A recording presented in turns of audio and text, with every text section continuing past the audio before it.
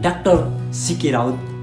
Doctor CK Raut बुझेनौ भने अरूलाई सोध, देखेनौ र भेटेनौ भने पटक पटक हेर नेपालको मानचित्रलाई, जुन धरातल, जुन मानचित्र हिमाल पहाड तराई मिलेर बनेको छ, जुन बनावटलाई न हिमालले चाहेर टुक्र्याउन सक्छ, न पहाडले चाहेर टुक्र्याउन सक्छ, न कि तराईले चाहेर टुक्र्याउन सक्छ।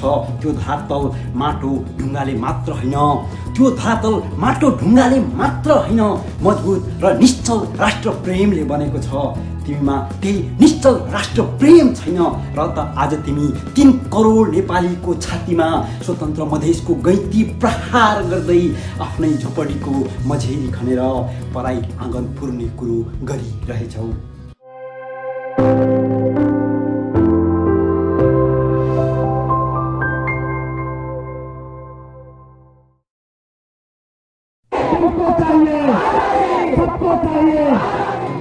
कर दिया जाता है। वोटर लिस्ट में जितने लोगों का नाम था वो आज नहीं है, बहुत सारे लोगों को वोटर लिस्ट से भी नाम हटा दिया गया, वो अधिकार भी हमसे। कविताको शीर्षक छ डाक्टर CK राउत र Madhes.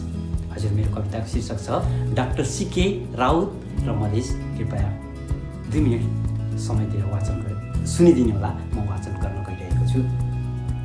Doctor CK Raut.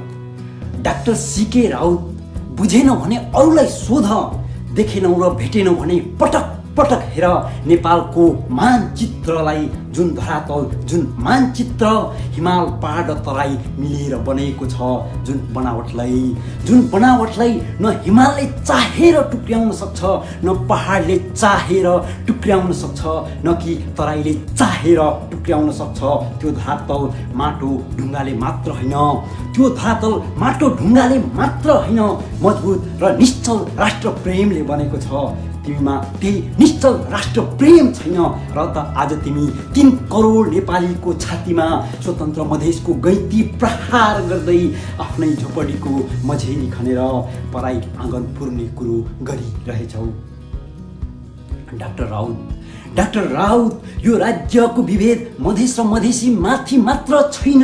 Doctor Raut, यो राज्यको विभेद मधेस र मधेसी माथि मात्र छैन, हिमाल पहाड अन्य जाति र अस्तित्वमा पनि छ। त्यसको विकल्प देशलाई टुक्र्याउन कदापि हुन सक्दैन, किनकि देश हाम्रो हो, माटो हाम्रो हो, अनि समस्या पनि हाम्रै हो। हामीले चाहेको त अनेकता भित्रको एकता हो, विविधता भित्रको राष्ट्रियता हो, पहिचान र सम्मानित अस्तित्व हो, विकास, समानता र सुशासन हो।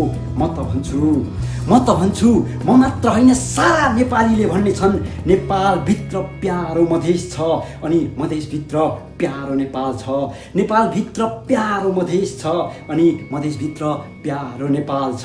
तर तिमी यो माटोमा कहीँ कतै छैनौ, वास्तवमा तिमी यो माटोको हुँदै हैनौ र त आज तिमी 3 करोड नेपालीको छातीमा स्वतन्त्र मधेसको गैती प्रहार गर्दै आफ्नै झोपडीको मझेरी खनेर पराईको आँगन पुर्ने कुरो गरिरहेछौ। डाक्टर राउत, हिमाल र पहाड मेरो मात्र होइन, त्यो तिम्रो पनि हो। मधेस मेरो मात्र भनेर घमण्ड नगर, त्यो मधेस मेरो पनि हो। जसरी विखण्डनलाई अधिकार भन्दैछौ, त्यो विखण्डन रोक्ने अधिकार मेरो पनि छ। जनमत संग्रहको के रवाफ दिन्छौ? सारा नेपालीमा जनमत गरौँ, परिणामलाई अहिले पनि अनुमान लगाउन सक्छौ। सार्वभौमिकता र स्वतन्त्रताको के कुरा गर्छौ? मधेसको सिमानामा बैरी कदम पर्दै गर्दा एक चस्का तिम्रो छाती दुखेको छ छैन? तर त्यहाँ पहाडे छातीले गोली थापेको छ। यो गहिरो राष्ट्र प्रेमलाई बुझ्दैनौ तिमी, किनकि डाक्टर राउत, तिमी नेपालको पनि हैनौ, तिमी मधेसको पनि हैनौ। किनकि डाक्टर राउत, तिमी नेपालको पनि हैनौ, तिमी मधेसको पनि हैनौ। र त आज तिमी 3 करोड नेपालीको छातीमा स्वतन्त्र मधेसको गैती प्रहार गर्दै आफ्नै झोपडीको मझेरी खनेर पराईको आँगन पुर्ने कुरो गरिरहेछौ। मधेसभित्रको नेपालमा, नेपालभित्रको मधेसमा जन्मिएर त्यहाँको अन्न पानी खाएर त्यहाँको नागरिकता र राजधानी बोकेर आज तिमी म नेपाली होइन भन्दैछौ। मेरो माटो नेपाल होइन भन्दैछौ। वास्तवमा तिमी मधेसको माटोले बनेकै छैनौ। मधेसको माटोमा त नेपाली सुवास छ। मधेसको माटोमा तिम्रो प्रेम छैन। तिम्रो प्राणमा मधेसको माटो छैन र त आज तिमी 3 करोड नेपालीको छातीमा स्वतन्त्र मधेसको गैती प्रहार गर्दै आफ्नै झोपडीको मझेरी खनेर पराईको आँगन पुर्ने कुरो गरिरहेछौ। डाक्टर राउत एउटा कुरो याद राख, मधेसलाई यदि स्वतन्त्र बनाउने नै भए मधेसवासीलाई मात्र होइन सारा नेपालीको मनलाई राजी बनाएर देखाऊ अनि लैजाऊ मधेस स्वतन्त्र बनाएर नत्र तिम्रो कदमको विरुद्धमा मेरो छाती गोली थाप्न तयार छ।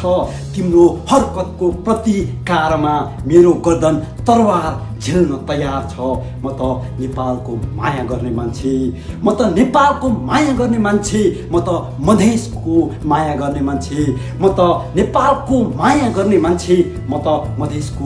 गर्ने मान्छे, मधेसभित्र नेपाल अनि नेपालभित्र मधेस बचाइरहने मान्छे, मधेसभित्र नेपाल अनि नेपालभित्र मधेस बचाइरहने मान्छे। धन्यवाद मित्रहरू, मेरो यति लामो कवितालाई सुनेर हेरेर साथ दिनुभयो। आशा छ यहाँहरूले मन पराइदिनु भयो होला। यदि मन परेमा लाइक कमेन्ट सेयर गरिदिनको लागि म विनम्र आग्रह गर्दछु। यति भन्दै यहाँहरूको समय लिएकोमा म क्षमा माग्दै आगामी फेरि दिनहरूमा पनि यसरी भाषा गर्दै कुम्बाकाङ्क्षा हजुर पर्न चाहन्छु। यहाँहरूको हरेक पल हरेक क्षण शुभ बितोस्। नमस्ते सेवारो।